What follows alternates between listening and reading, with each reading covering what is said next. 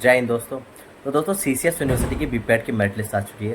जैसे कि मैंने अभी लेटेस्ट वीडियो डाली है, उसमें सारी इन्फॉर्मेशन दे रखी है।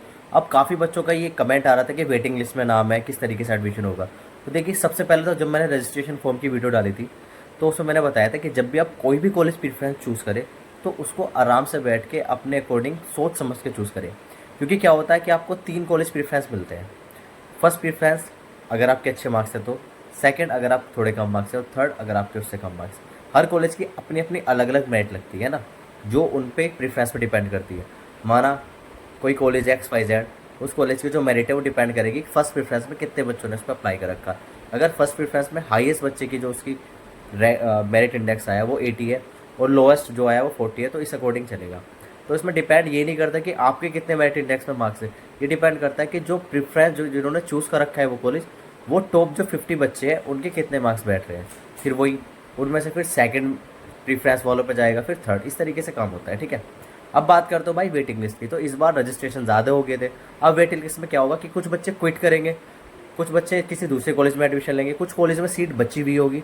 तो उस बिहाफ पे जिन बच्चों का वेटिंग में रहेगा ना, वो बच्चों को कॉलेज में जब आपकी फर्स्ट, उसके बाद आपकी और मेरिट आएगी, जैसे जैसे चेंज करते रहेंगे बच्चे अपने प्रेफरेंस को, नहीं मतलब एक कॉलेज से दूसरे कॉलेज, जिनके टॉप मार्क्स रहेंगे, जो टॉप 50 है, उन बच्चों के लिए तो कोई दिक्कत नहीं, 50 to 100 वाले। क्योंकि अगर सीट बच रही है, अगर बच्चे क्विट कर रहे हैं, तो आपका नाम आ जाएगा। या दूसरे केस में आपको देखना पड़ेगा कि किस कॉलेज में सीट बची हुई है। जिस कॉलेज में सीट बची हुई होगी, आपको बात करना पड़ेगा उस कॉलेज में जाके कि भाई आपके यहाँ सीट बची रही है, तो आप मेरा एडमिशन ले लो। तो वो क्या करेंगे, जैसे नेक्स्ट मेरिट आएगी उससे पहले आपका नाम दे देंगे कि इस बच्चे का नाम है। लास्ट जो ओपन मेरिट लगती है फर्स्ट, उसके बाद और मेरिट आएगी एक दो, वो डिपेंड करेगा प्रेफरेंस चेंज के बाद।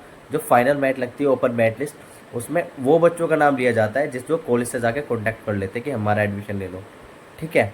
तो इस भी आप पे एडमिशन होता है, तो आपको कॉलेज से पहले कोऑर्डिनेट कर लेना है सभी से।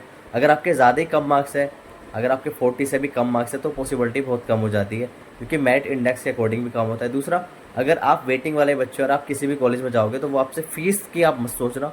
अगर आपको एडमिशन लेना है तो फीस आपको एक्स्ट्रा ही पे करनी पड़ेगी वहाँ पे, क्योंकि जो प्रेफरेंस चूज़ कर रखा है, जिन बच्चों ने पहले कॉलेज वालों से कॉन्टैक्ट कर रखा है एडमिशन के लिए, उन बच्चों की तो फीस कम ही रहेगी।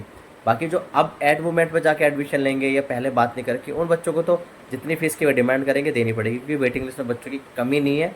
उनको एडमिशन तो पूरे मिल जाएंगे, वो जिस रेट पर चाहेंगे उस रेट पर उनको एडमिशन मिल जाएंगे, क्योंकि उसके अलावा किसी और यूनिवर्सिटी में भी एडमिशन के लिए कहीं भी बचा नहीं है। तो अगर आपको एडमिशन लेना है तो थोड़ा बहुत तो आपको अप डाउन करना पड़ेगा, थोड़े बहुत पैसे भी एक्स्ट्रा देने पड़ सकते हैं।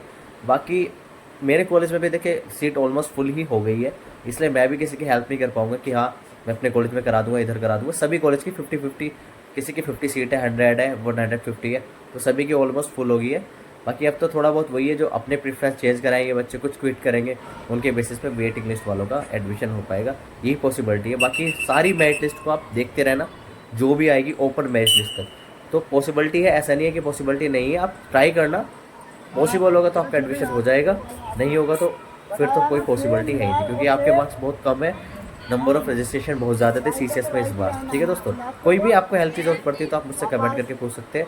जो भी पॉसिबल होगा मैं आपकी हेल्प के लिए वीडियो बना के आपको प्रोवाइड कर दूँगा। Thank you so much.